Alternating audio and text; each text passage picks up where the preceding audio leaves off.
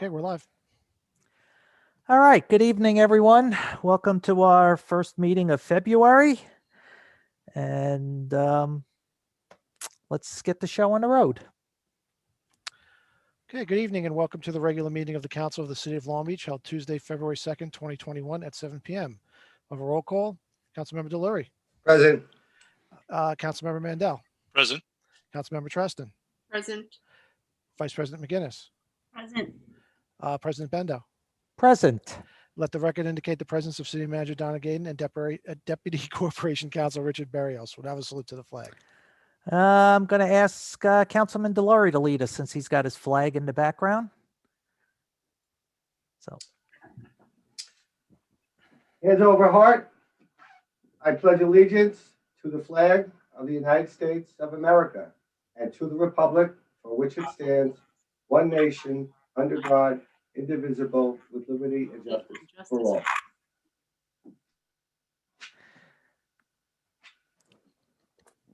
okay, thanks, Mike. I guess just before we get to the city manager's report, I just want to express our appreciation to the city employees who put in some very long hours during this snowstorm. While we're all hunkered down inside, staying warm, they're out there plowing, salting, and sanding our roads to make them passable. So they did a real yeoman's job on this one, and just want to, from the council, express our appreciation for all the hard work that they put in during this storm. So with that, why don't we get to the city manager's report? Mr. Bendo, Yes, Miss Treston. I just want to tag on to your gratitude to all of our workers to acknowledge the first responders that saved the 2 puppies this morning with a good outcome. So kudos to everyone. Thank you. Okay. All right. Thank you very much. Good evening, everyone. The first person that's reporting tonight would be Mr. Robert Spalzino. Thank you, Ms. Gaden. I don't know if you can you see me or hear me? We can hear you. We don't see you. Okay, I'm not finding the camera, but that's okay. Should be in your lower left. Yeah, my report is brief. It's simply that we had scheduled the meeting for last evening. Wait 1 second. It was moved up to the panel. You interrupted him. Hang on 1 Okay. second. Go ahead. There you go. There's your camera. Good, so thanks. So we had scheduled a meeting last evening with the attorneys for Mr. Haberman. The meeting did not occur because of the snow, because of the burdens on the city administration yesterday to deal with the snow. So I will be speaking with their attorneys tomorrow to try to initiate discussions about a mutually acceptable resolution of the Haberman matter.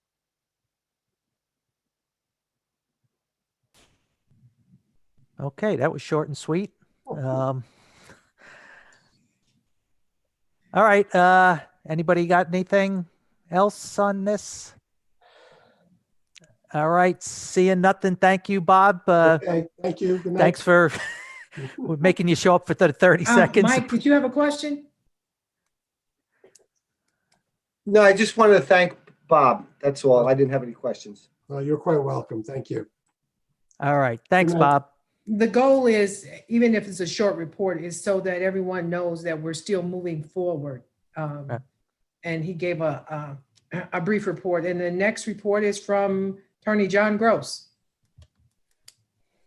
Good evening, everyone. There are 2 matters we were going to report on very briefly. One relates to a resolution that's before the council this evening relative to the institution of litigation. My associate Alan Vega will speak to that. But before that, I was just going to give a brief report on the lease negotiations with the Martin Luther King Center Inc. organization in the city that I, along with the city representatives, have been conducting.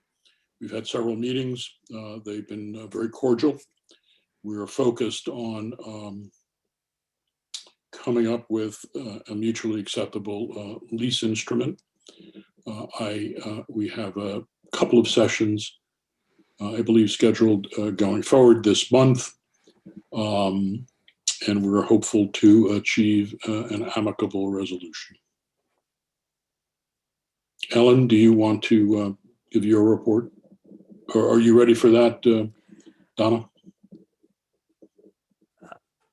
Yeah, well, she can give it, but it's also item number 2 on the agenda. Yeah, why don't we wait till we get to the item? That would be the appropriate time to do it. We'll move that up to first after the city manager report. Okay, sorry. Didn't mean to usurp your responsibilities, Mr. Bendo. That's No worries. okay. Just streamlining the process. Yeah. All right. Next is John McNally. Good evening, everybody. Just a few quick updates that the city manager asked me to brief you all on. So first and foremost will be COVID. In the 7-day period that ended January 29th, there were 154 confirmed positive test results for the city, which averages just under 22 cases a day, or 0.66 per 1,000 people. Those numbers, while still high, are down significantly from where we were a couple of weeks ago. So, as we're seeing on the state level, the holiday bump or the holiday spike that was expected has come and gone, at least for Long Beach. But that does not mean that we, take our guard down or relax the standards which we're living. From a Long Island perspective, the percentage of ICU beds, which is obviously one of the key metrics that the state is using, remains at 21%. That has stayed remarkably steady, really, over the past 3 months. And that is inclusive of elective surgeries, which, as you'll recall, during the spring, elective surgeries were completely taken offline. So our hospital has been in pretty good shape.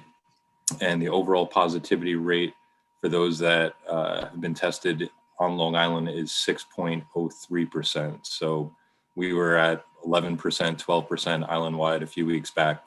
So we've come back down to normal, and for the first time in quite some time, since well before the holidays, the statewide positivity rate is under 5%. So the vaccine rollout is obviously still remains frustratingly slow. We don't have vaccines for everyone that would like them, obviously, and don't even have enough vaccines for everybody that is eligible at this stage of the game. So we ask folks to maintain patience and to continue to social distance, wear a mask, wash your hands, avoid gatherings until such a time that, we can get enough people vaccinated. And then just a few other quick hits. Parking meters. I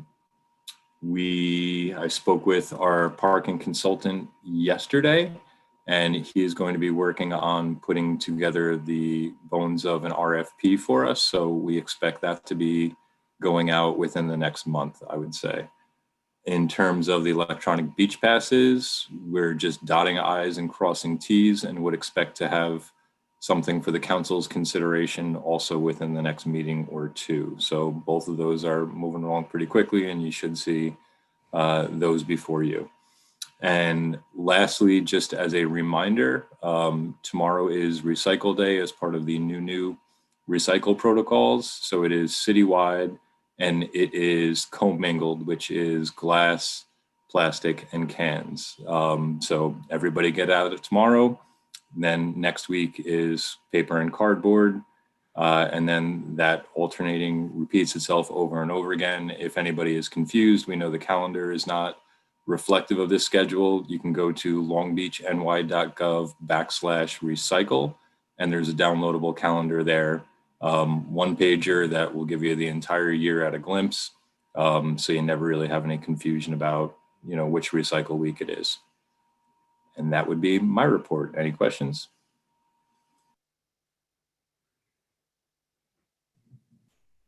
Thank you all. Hey, All thanks, right, and John. then the last thing that I have is I just wanted to say to all the staff that worked, not only was it people on the streets, but we had some people in OEM that came in. They worked overnight. Our OEM office was open last night at 6 o'clock and was open till noon today. And so I want to say thank you to all the staff and for the residents, for every accolade we received and every complaint we received. When the team meets together next week to look at our lessons learned, we will look at all of those on things that we can do better. So again, thank you, everyone. That's it for me.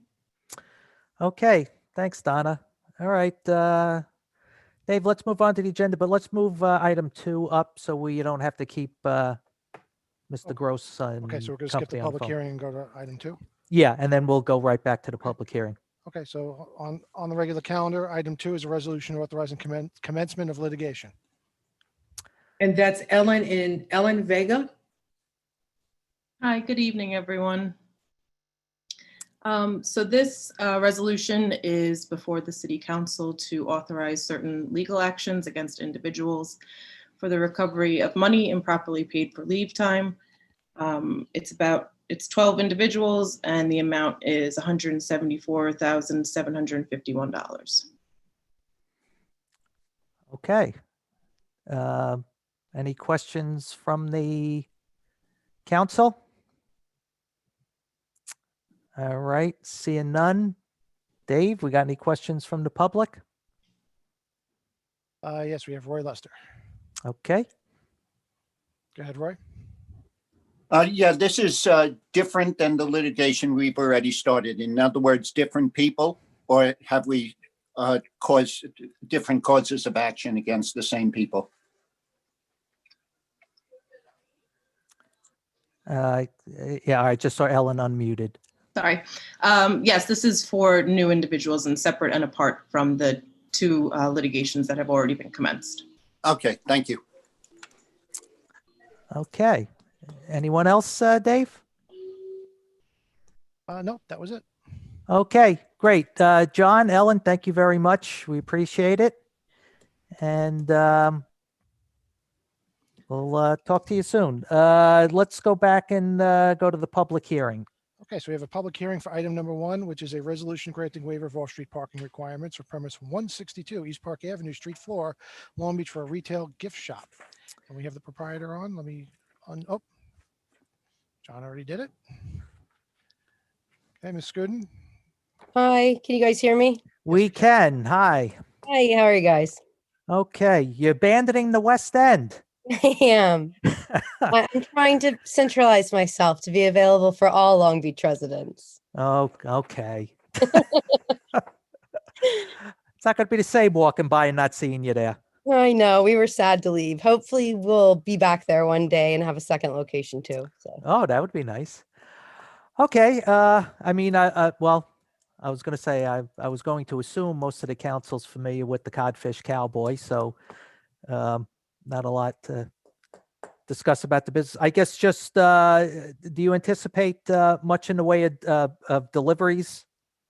no, you know what? I split them up. So I have them go to 3 different locations so that it minimizes the disruption of traffic Okay. on the busy street. So All right. don't want to pick up the 3rd lane. Well, you'd be one of the few that does. All right. And then I guess how many employees do you anticipate having? So we're probably gonna be employing more people now. Okay. So I'm probably gonna be upwards of 10. All right. But at any one time in the store, probably what? Just a Oh no, couple? so yeah, 2 max. Okay. All right. Are your hours, what are your hours going to be? They're gonna stay the same, 10 or 11 to 7 on the off season, and then 10 to 7 during the summer and Christmas time. Okay. Great. Are there any questions from the council members? All right. Seeing none. Do we have any questions from the public? No hands raised at this time. Okay, then great. Then I'm going to close the public hearing, and why don't we move on to vote on this so Ms. Scuden doesn't have to stay on the phone. Okay, so we're going to vote on item number 1, which is a resolution granting waiver of off-street parking requirements for premise 162 East Park Avenue, Long Beach, New York, for a retail gift shop. Who introduces and move the adoption of this item? I will. Second, I will. voting, Councilmember Delory, Yes. Councilmember Mandel, Yes. Councilmember Treston, Yes. Vice President McGinnis, Yes. President Bendo. Yes, and I look forward to that second location. All right. Okay. All right. Guys, Have a good night. you too. Okay, on to the rest of the regular calendar. We've done items 1 and 2. On to item 3, resolution authorizing the city manager to enter into an agreement with New York Rangers LLC. All right. Is that you or Mr. Brand going to join us? Or That's Joe Brand. okay.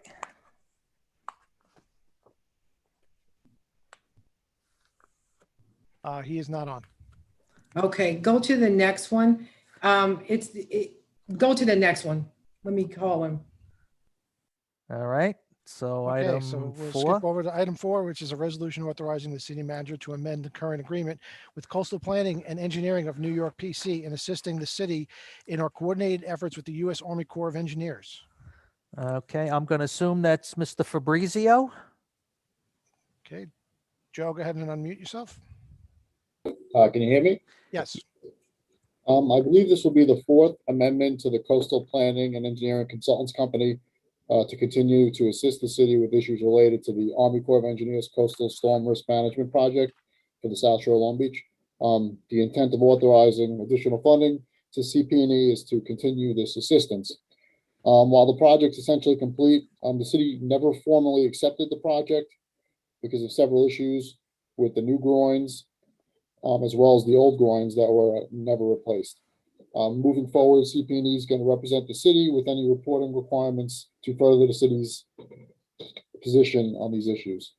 In addition, the U.S. Army Corps has proposed it's called an OMRRR manual, which means Operation, Maintenance, Repair, Replacement, and Rehabilitation Manual. It's a nice acronym. Essentially, this document outlines. Fabrizio, this is Liz. Hi. Can you see if you could adjust your microphone? You're a little garbled, or is it just me? Any better? I'm sorry. Yes, thank you. Okay, sorry. The Army Corps has proposed a Operation, Maintenance, Repair, Replacement, and Rehabilitation Manual. Essentially, this document outlines city responsibilities that must be implemented in order for our beach to maintain its standing as an engineered beach. Some of the requirements of the OMRRR, the city has to perform annual inspections, including beach width measurements across the entire shoreline. We have to perform inspections of the groin field and record any changes in the conditions of the groins, including settlement, rock displacement, cracking, etc. We must document maintenance of the dunes, including dune plantings and snow fencing replacement. We also have to submit annual inspection reports. In addition, CP&E is going to be assisting us with, we want to put 2 additional vehicle crossovers, one at Long Beach Road and one at National under the boardwalk and over the dune. These are traditional entry and exit points for smaller vehicles. And under this extension, we're going to authorize them to prepare the permit applications for the Army Corps and the NYSDEC. So hopefully we can have those. And actually, beach maintenance is also going to build those. So they're going to do the permits, and beach maintenance is going to build the walkovers. I'm sorry, the vehicle crossovers. And that's pretty much it. If you have any questions, I'd be happy to answer them. Any questions from the council members? All right, seeing none. Any from the public? Roy Lester has his hand up. Hold on. Okay. Go ahead, Roy. Okay, so the crossovers, are they going to involve a cutting of the barrier under the boardwalk? No, what they're going to do is we're going to, like right now at National Boulevard, you can traverse under the boardwalk, but now you can't there's no access for a vehicle to go over the dune. So we're gonna build a similar crossover like we have at New York Avenue and Pacific. So a small vehicle like a small lifeguard truck or a small ATV can actually cross over. So right now we only have those two access points. Right, right, and they work fine, so there won't be any break in the boardwalk, it'll be over the boardwalk. No, it's gonna go under the boardwalk. These are gonna go under the boardwalk and over the dune. Okay, and Pacific, you have an over the boardwalk, and since it's the end of, oh, not No, Pacific, I'm sorry. Pacific. Right, it just right, goes, yes. I guess over the dune. And Over New the York, dune, it's the but- same thing. It's a shorter dune, though. Okay, the other thing, are these the same people that have been kind of advising us on this construction since, I guess it's 2010? Yes, Now, from what I've heard at these meetings, we're not happy at all with the construction that the Army Corps of Engineers did. that's We have a correct. lot of problems with them. Yet these people have been advising us all along. Did they advise us to do things differently and we just couldn't do it, or? No, that's not the case at all. They've actually, they were a big advocate and put together correspondence basically of stating that the actual groins were basically installed incorrectly. Okay. So they all along have been telling us that this is not going right. Oh, absolutely, yes, and we have documentation. But this is this is a continuation of their agreement to assist us when necessary. No, they've put together an engineering report that we submitted to the Army Corps that clearly explains that there's a defect in the groins. No, I'm sorry, what I'm asking for is they've been involved for the last 11 years. Did Correct. they tell us along the way that this wasn't going right? They have told us that what they're doing is incorrect and not out of character with what they normally do with the rehabilitation of a groin. Normally, what they would do with a groin is they would put a sub base or a subgrade Right, yeah. underneath.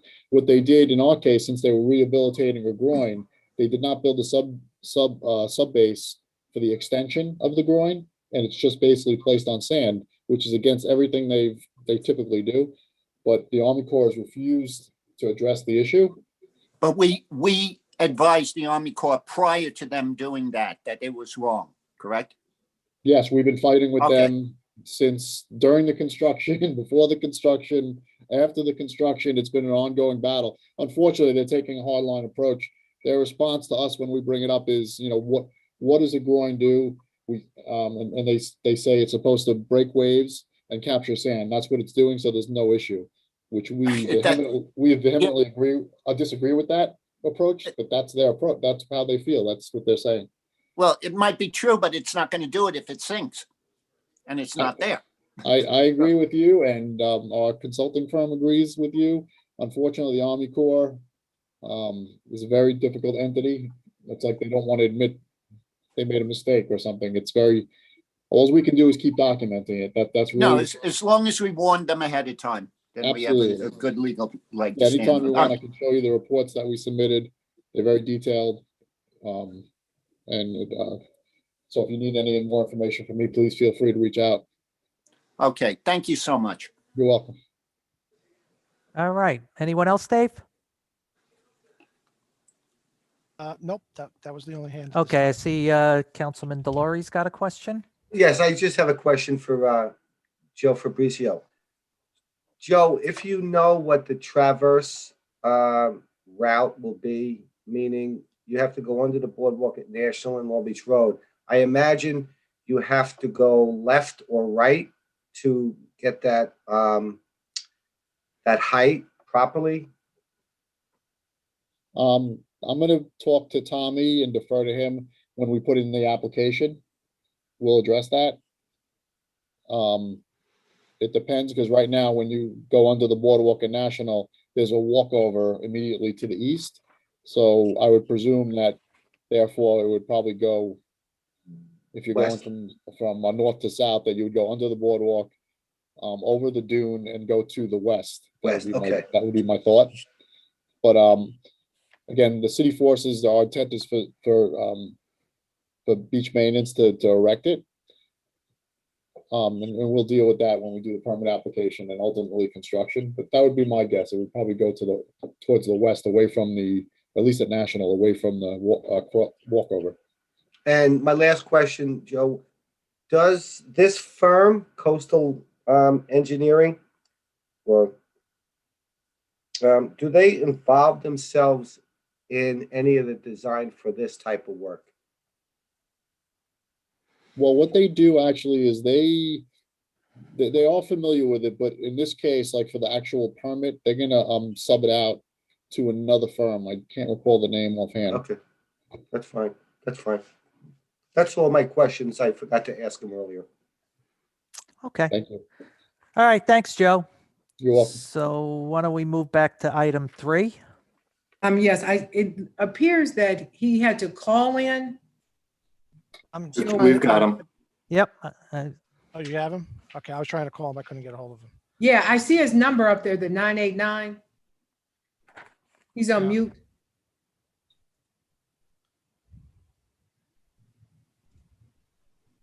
You see him? How we doing now? There you go. We got you. I'm in. You're in. All right. Good evening. Real quickly, just in regards to item number 3, as everybody's aware, back in October, early November, there was an RFP sent out for landlord-tenant agreements at the ice arena. The one program that hasn't come back yet is the partnership agreement that exists between the city and the New York Rangers. It's the Junior Rangers Learn to Play program. This will be a 10-week program that's offered to people in Long Beach and surrounding communities. It's a subsidized program by the NHL, the New York Rangers, and Madison Square Garden.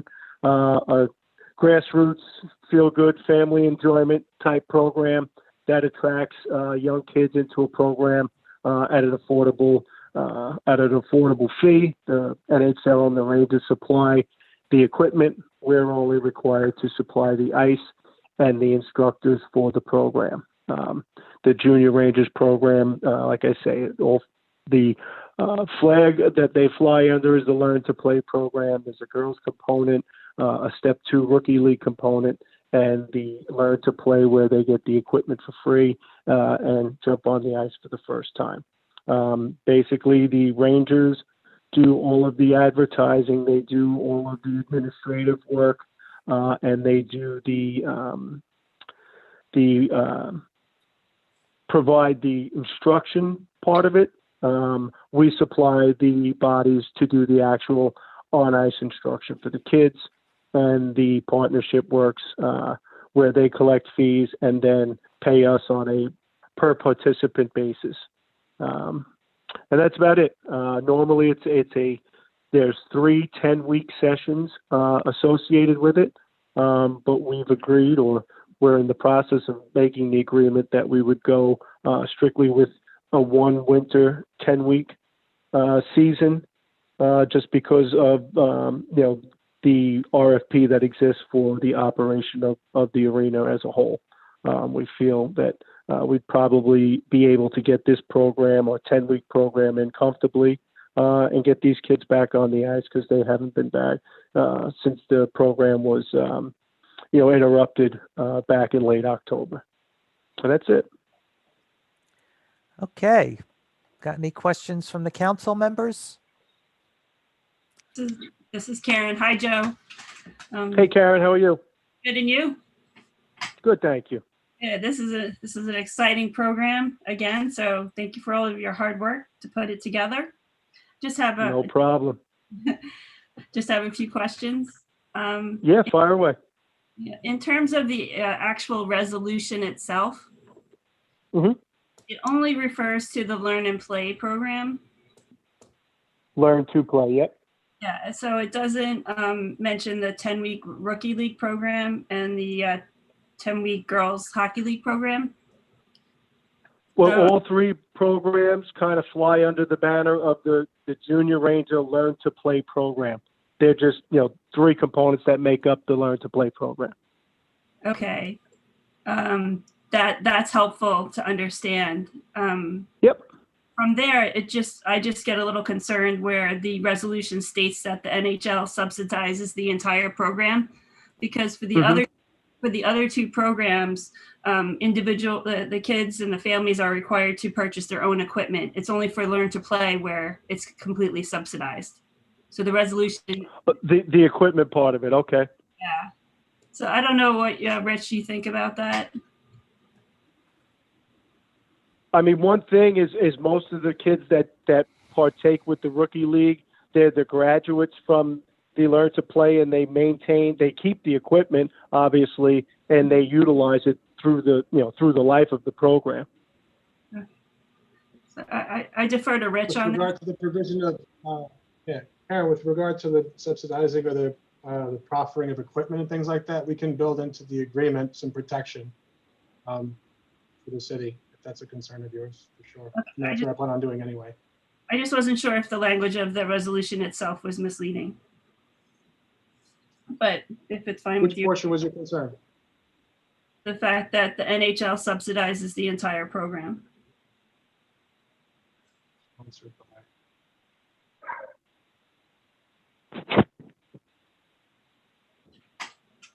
I can see it would ultimately fall down to the actual agreement entered into between the parties. So I Okay. can put in the appropriate protection in that regard. Okay. Then my second question goes to, is there a budgeted value for 1 hour of ice time that it costs to actually run the facility? I mean, Like an all-in cost? in terms of what it costs us to operate for an hour's worth of ice? Yeah, because, I look at the revenue lines we have for the ice arena, which comes to 569,000. And then I look for the expense lines of the ice arena, and it's 662,000. So that means the ice arena operates at a loss of 92 theoretically. So I'm just trying to understand, does this program move the ball on that negative variance at all? Yeah, this program is well beyond self-sufficient. In other words, the Rangers collect the fees. What they share with us in terms of the partnership and the number of kids that partake in the program, we're well flush in terms of. This is probably one of our more profitable ventures that we, ourselves operate down there. We certainly couldn't attract the number of kids that a program, to one of our own camps or house league programs that the Rangers can attract. Their marketing brand brings so many more kids down here. Without COVID, we can put, upwards of 65, 70 kids on the ice at a time with a program like this. And we're getting reimbursed at a minimum 125 per player. So this certainly, for the amount of time that they use the ice and the amount of ice that we allocate for it, this is definitely one of the more profitable ventures that we have at the arena. And my final question has to do with the 6 on ice coaches for each program that the city supplies. Are those in the $310,000 temp salaries line for the ice arena? They're part of our temporary salary line. Okay, But so the way we don't supply 6, it could be upwards of 6 if they're if the numbers were to dictate that. Last year we had, I think, 66 kids in the program, and we put 4 instructors on the ice. The Rangers provided 2, and if need be, I put my skates on and I went out and helped out. So at a maximum for one program, you would have 4 people. The girls Learn to Play, they're much less, probably like 2 instructors per. Well, And they're only getting, they're at $20 for a session. So you'd be talking about $80 a night. okay, well, I'm excited to go check it out and watch the kids play. Thank you, Joe. You'll be impressed. It's a pretty good program. I have no doubt. Can we sign Karen up and teach her to cross-check? Oh, gosh, no. I'm more of a hip I'm check. in. John, I only have one question for Joe. Is 65 registered participants, is that a reach, a stretch, or you'll be turning people away? Is it a program that is? No, you'd be amazed at how quickly this program sells out. Like I said, without COVID, we would take upwards of 65 people. But, you know, the governor has restrictions with how many people should be on the ice at a time. So we limit it to, you know, we'll normally take, for a program like this, we would sign up 36 and we would leave it at that. Unfortunately, that's just the nature of the beast right now, which will obviously result in us utilizing less instructors too. So it's all relative. But hopefully we'll be back sooner and the bigger numbers will be back. And Joe, how do people find out about this? Is it something that we have a link on the recreation Yeah, it's page? NewYorkRangers.com. I mean, their advertisements are everywhere in the arena. You know, it's part of the arena website. They can download it from there. But I mean, this is one of the more well-known. Every NHL team across the country runs one of these Learn to Play programs. It's a grassroots effort to attract kids to the game and try and make it, you know, get them hooked on a sport at an affordable price. Obviously, and you know, have them as part of their fan base for the rest of their years. So you turn on a hockey game, you hear about it. If you watch a Ranger game, I mean, you'll see videos from Long Beach Arena and Ice Arena employees on the Jumbotron at a game, on TV at commercial breaks. I mean, their marketing cachet obviously is so far reaching. This program starts and fills up. You know, that's more of a problem than anything is how quickly it does sell out. And Joe, my last question is, what age brackets are usually involved in these different programs? From like 4 to 10. Oh, okay. And then the girls are like till 14. 4 years old. Okay, thank you, Joe. Yep. And then they leave those programs, they graduate, and they become part of like our in-house house league program. So it's, you know, I mean, it greatly impacts the economy of the arena, you know, from the city standpoint too. You know, these kids go to our public sessions, they come to our sticks and pucks, they join our house leagues. You know, they're recurring customers once we get them in the building. And thankfully the Rangers offer a program, you know, that gets them into the building. Well, on a final note, your Long Beach, if they feed into the Long Beach High School hockey program, they've done very well. They've done very well. So, what do you have? 2 state championships in the last 10 years? Well, 5 altogether. We got 3, 2 in the last 2 years. But then there was a little bit of a stretch. But 5 altogether. Well, thanks, Joe. My pleasure, Mike. All right. Any more questions from the council? All right. Seeing none. Dave, we got any from the public? Yes, we do. Roy Lester. Okay. I'm a little confused. Karen asked a question about us losing $95,000 a year on the ice arena, and if this program was going to take care of that. And all I really heard was it's a very profitable program, it's a great program, et cetera, et cetera. But do we actually make enough? Do we make the $95,000 to overcome our deficit right now? Roy, that's not the purpose. This program covers its expenses and then some. So, John, all I'm asking, Karen asked the question. I'm just looking for the answer. Does this program take into account? It's a great program. Nobody's saying that. I'm just trying to find out if it takes care of the $95,000 we're losing. Right. I will just say that in bringing it up, I have full confidence in Joe and Donna and the entire staff who work to close that deficit.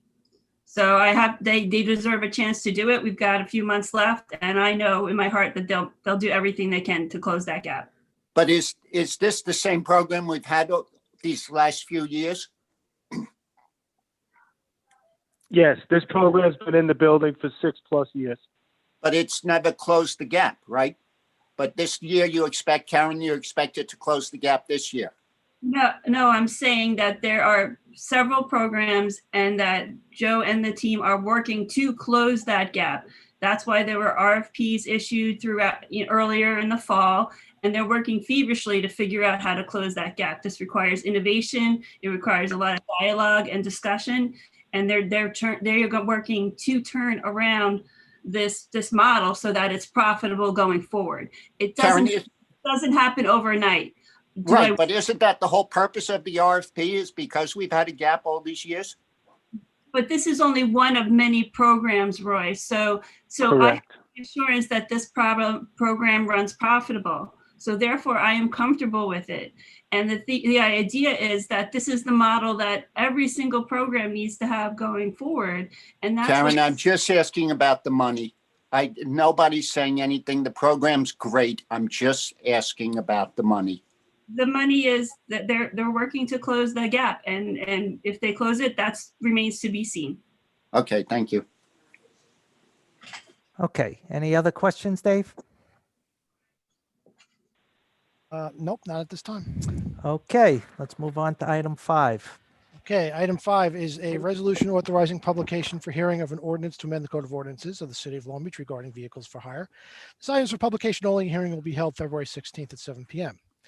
Item 6 is a resolution authorizing publication for hearing of an ordinance to amend the Code of Ordinances of the City of Long Beach regarding licenses and public business regulations. This item is for publication only. A hearing will be held February 16th at 7 p.m. And finally, item 7 is a resolution authorizing publication of a notice of public hearing of an application to waive off-street parking requirements for premise 163 East Park Avenue, street floor for a kosher foods and grocery products shop. This item is for publication only. A hearing will be held February 16th, again at 7 p.m. Back to the voting. We've already voted on item 1, so we're going to go to item 2, which is a resolution authorizing commencement of litigation.